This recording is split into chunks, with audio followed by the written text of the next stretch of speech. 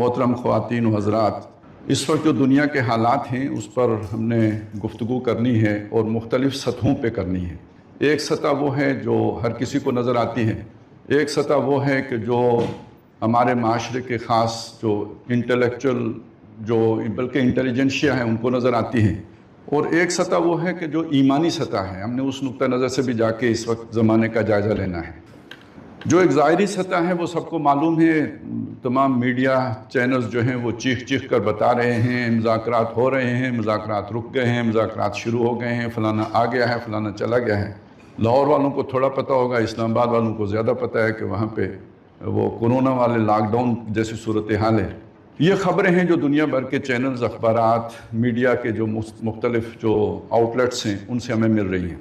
इसके पीछे एक बात और है कि भाई ये सारा कुछ क्यों है, ये तज्ज़ियों में हमें नज़र आता है। कोई बताता है कि दुनिया बदल रही है, एक एमर्जिंग सुपर पावर है, एक डिक्लाइनिंग सुपर पावर है, पुरानी सुपर पावर का असर रसूख कम हो रहा है, वो आहिस्ता आहिस्ता मर रही है, और एक दूसरी सुपर पावर है जो आहिस्ता आहिस्ता इमर्ज कर रही है, छा रही है, उसका इन्फ्लुएंस बढ़ रहा है।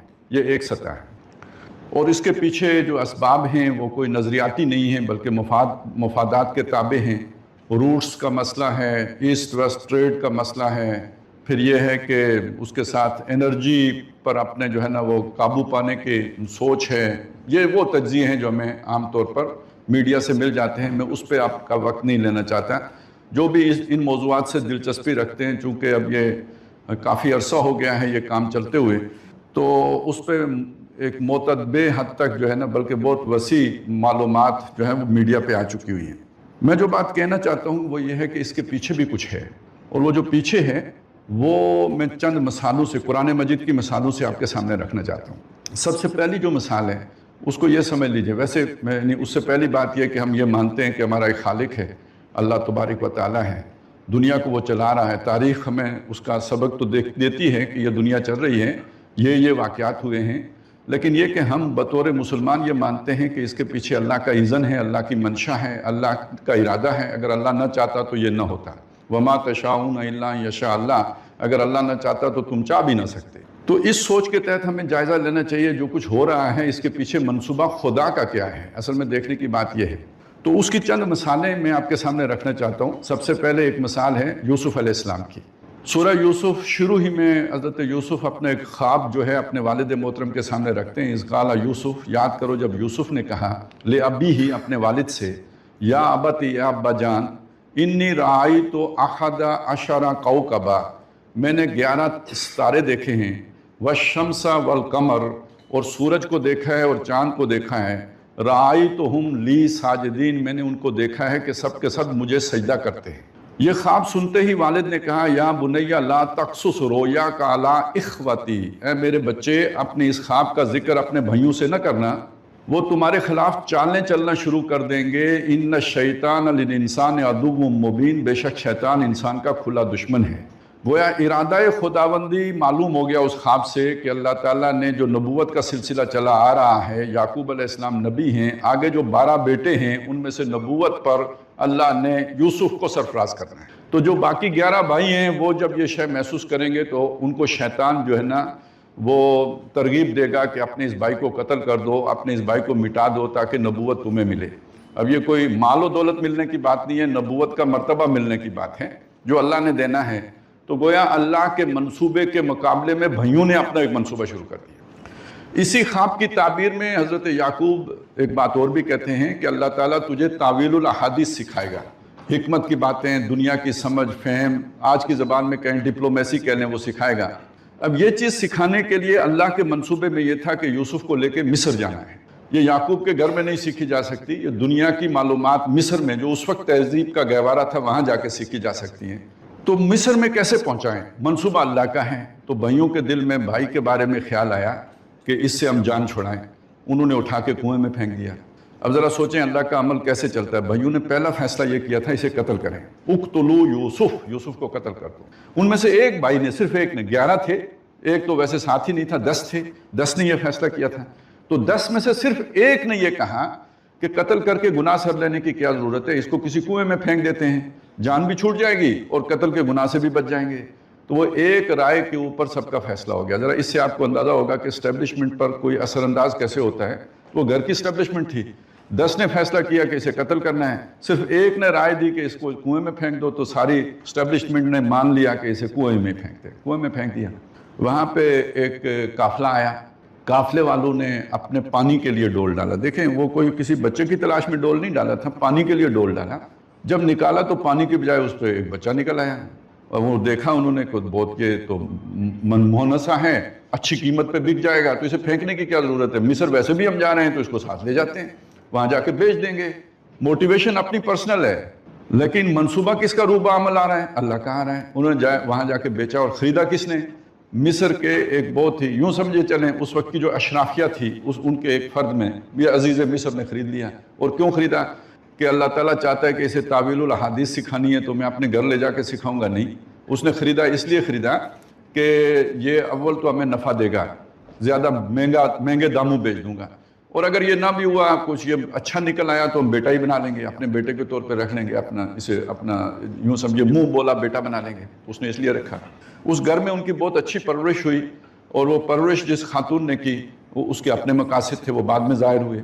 یہاں تک پہنچ کے آپ کو اندازہ ہو جائے گا کہ اللہ تعالیٰ جب اپنا منصوبہ لے کے چلتا ہے تو لوگوں کو یہ نہیں بتاتا کہ یہ میرا منصوبہ ہے, لوگوں کی پرسنل موٹیویشن ہوتی ہے جس کے تحت وہ اللہ کے منصوبے میں رنگ بھرنا شروع کر دیتے. میں یہ پوری کہانی آپ کو نہیں سنا رہا, میرا خیال ہے جس مقصد کے لیے میں نے سنایا تھا وہ آپ کو سمجھ میں آ گیا کہ اللہ تعالیٰ اپنے پلان کو کیسے ایگزیکیوٹ کرتا ہے. ایسا نہیں ہوتا کہ وہ باقاعدہ کوئی ہائر کرے کہ جی ہمارا یہ پروجیکٹ ہے, اس کے لیے ہمیں مین پاور چاہیے, اتنا جو ہے اسکلڈ لیبر چاہیے, اتنی ہمیں لیبر چاہیے, اور یہ آئیں انٹرویو دیں, اور جو ہمیں جو ہے نا جوائن کرے گا اس کا یہ انسینٹیو. ایسا نہیں کرتا اللہ تعالیٰ اسے پرسنل انسینٹیو دکھا دیتا ہے, وہ اپنے انسینٹیو سے وہ کام کر رہا ہوتا ہے جو اللہ کا کام ہوتا ہے. یہ اس کی ایک بہت نمایاں مثال. اس سے آپ اللہ تعالیٰ کے کام کرنے کا انداز سمجھ لیں. اب آپ ایک لمبی چھلانگ لگائیں تاریخ میں.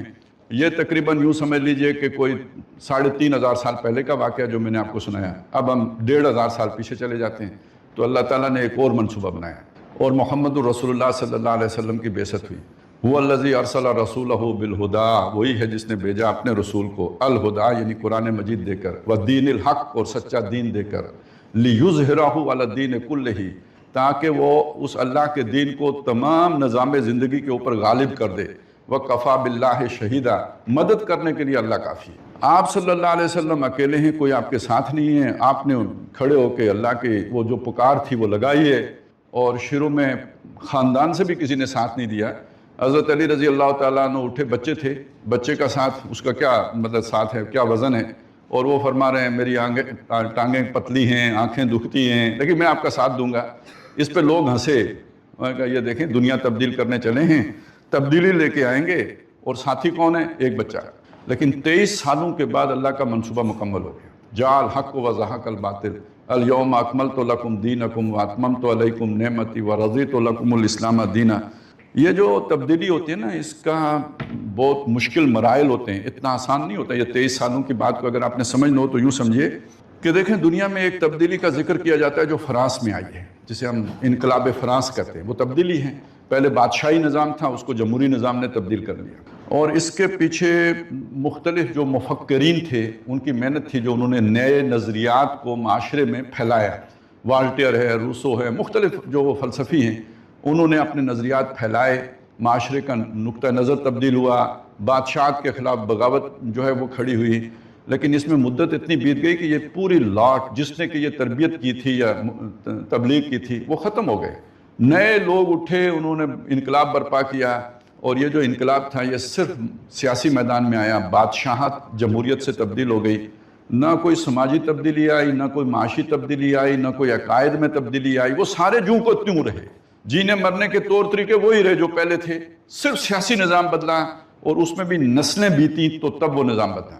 ایک اور انقلاب کی بہت مثال دی جاتی ہے, وہ جو روس میں آیا, رشیا میں, اور اس انقلاب کا معاملہ بھی یہ ہے کہ فکر دینے والا مارکس تھا, جس نے وہ کتاب جو ہے برطانیہ میں چھاپی, اور انقلاب روس میں آیا, اور اس کے مارکس کے مرنے کے بعد لینن کے ہاتھوں آیا.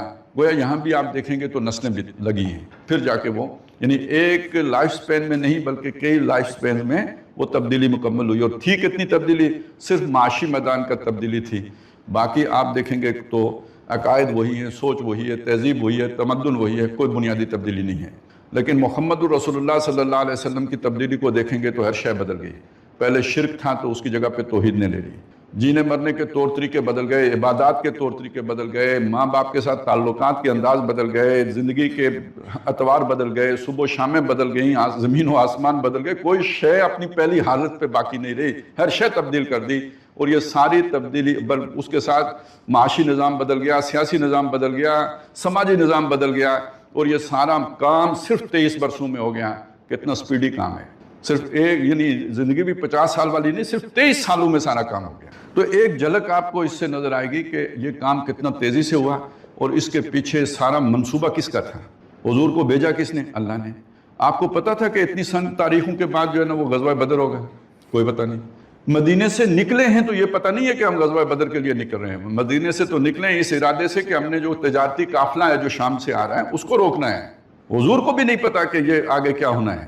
یہ تو جب مدینے سے نکل کے بدر کے آدھا رستہ طے کر چکے تھے تو خبر آئی وحی کے ذریعے سے. اللہ نے بتایا کہ میں نے تو ایک اور انتظام کر دیا ہوا ہے کہ تمہیں جو ہے نا ایک لشکر آ گیا ہے مکے سے، حالات میں نے بنا دیے ہیں کہ وہ وہاں سے چل پڑیں، تمہارا ٹکراؤ ان کے ساتھ ہونا ہے. تو یہ ساری منصوبہ بندی جو ہے یہ اللہ تعالیٰ کی طرف سے ہوئی اور بالآخر جعل حق و زحق الباطل کی صورت پیدا ہوئی. اب اس میں وہ آیات آپ نے سنی ہوں گی کہ یہ جو شیطان لوگ ہوتے ہیں، شیطانوں کے ایجنٹ لوگ ہوتے ہیں، یہ اپنی چالیں چلتے ہیں، حق کو مٹانے کے لیے چلتے ہیں. انہم یکیدون کیدا، بے شک وہ اپنی چالیں چلتے ہیں، اس میں کوئی شک نہیں ہے، سازشیں کرتے ہیں. تو مسلمانوں کی طرف سے، حق پرستوں کی طرف سے میں منصوبہ بناتا ہوں، وعقید و قیدہ، میں منصوبہ بناتا ہوں. تو آپ ذرا صبر کریں، میں ان کا کام پورا کر دوں گا. تو یہ میں نے 2 مثالیں آپ کے سامنے رکھ دی ہیں. ایک مثال حضرت یوسف علیہ السلام کی، منصوبہ بھائیوں کا پورا نہیں ہوا، اللہ کا پورا ہوا. بھائی استعمال ہوئے، منصوبہ وہ قافلے والوں کا پورا نہیں ہوا، اللہ کا پورا ہوا. قافلے والے استعمال ہوئے.